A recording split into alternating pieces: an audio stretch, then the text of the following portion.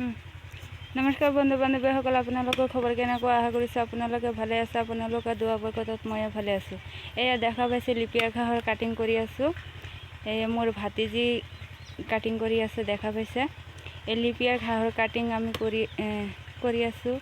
এজনে বিচাৰিছে, মোৰ দাদা, সি অৰ্ডাৰ দিছে, তাক লিপিয়াৰ ঘাঁহৰ কাটিং দিব লাগে, সেইকাৰণে লিপিয়াৰ ঘাঁহৰ কাটিং কৰি আছোঁ। আপোনালোকৰ যদি কাৰোবাৰ লিপিয়াৰ ঘাঁহ লাগে, তেনেহ'লে ঘাঁহৰ কাটিং লাগে, তেনেহ'লে মোৰ লগত যোগাযোগ কৰিব। আমি লিপিয়াৰ ঘাঁহৰ কাটিং দিব পাৰিম। এয়া দেখা পাইছে মোৰ লিপিয়াৰ ঘাঁহৰ খেতি। ইয়াত লিপিয়াৰ ঘাঁহৰ খেতি কৰিছিলোঁ। এতিয়া মই কাটিং কৰি গৰুক খুৱাইছোঁ।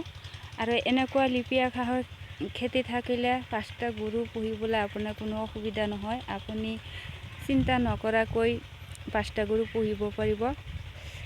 ঘাঁহৰ কাৰণে আনৰ ক্ষেত্ৰত যাব নালাগে, নিজৰ খেতিতে ঘাঁহৰ খেতি কৰি গৰু পুহিব পাৰিব।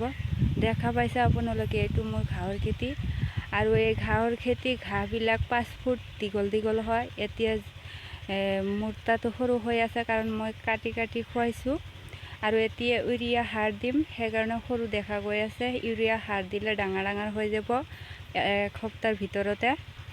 আৰু ইফালে এয়া ভাতিজি কাটিং কৰি আছে, যিহেতু কালি দাদা আহিব কাটিং ল'বৰ কাৰণে, তাক দিব লাগিব। এয়া কাটিং চাই আছে, এয়া কাটিং কৰি আছে।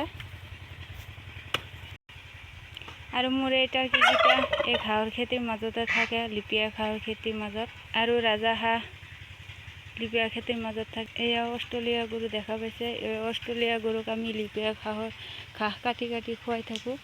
এয়া দেখা পাইছে, তাক ঘাঁহ দিছোঁ, খাই শুই আছে। আপোনালোকে এনেকৈ লিপিয়া ঘাঁহৰ খেতি কৰিলে 10টা 5টা গৰু পুহিব পাৰিব, কোনো অসুবিধা নহ'ব। আপোনালোকৰ যদি মোৰ নিচিনা এনেকৈ জমি থাকে বা মাটি থাকে, তেনেহ'লে আপোনালোকে চিন্তা নকৰাকৈ ঘাঁহৰ খেতি কৰিব পাৰে। যদি কাৰোবাৰ ঘাঁহৰ কাটিঙৰ প্ৰয়োজন পৰিছে বা ঘাঁহৰ কাটিং বিচাৰি আছে, আপোনালোকে পোৱা নাই, তেনেহ'লে মোৰ লগত যোগাযোগ কৰিব। মই নম্বৰ তলত লিখি দিম, সেইটো নম্বৰত যোগাযোগ কৰিলে আপোনালোকে মোৰ পৰা ঘাঁহৰ কাটিং ল'ব পাৰিব। ভালে থাকিব, মোৰ কাৰণে দুৱা আশীৰ্বাদ কৰিব, মই যাতে ভৱিষ্যত কিবা না কিবা কৰি আগুৱাই যাব পাৰোঁ। খুদা হাফিজ।